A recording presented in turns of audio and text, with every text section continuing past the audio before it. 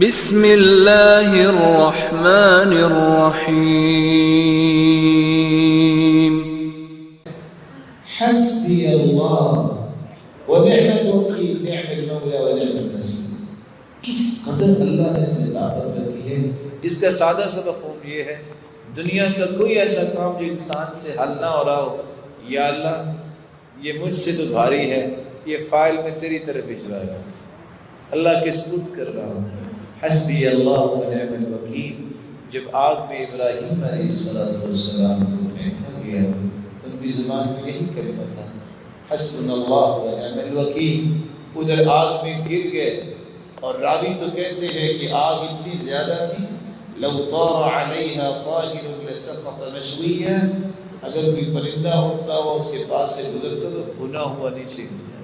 لیکن اللہ کے پیغمبر ابراہیم جب وہاں پھینک دیے گئے تو حسبی اللہ ونعم الوکیل نے کیا کمال دکھایا، اللہ کافی ہو گیا، اور وہ آگ بھی گلشن بن گئی.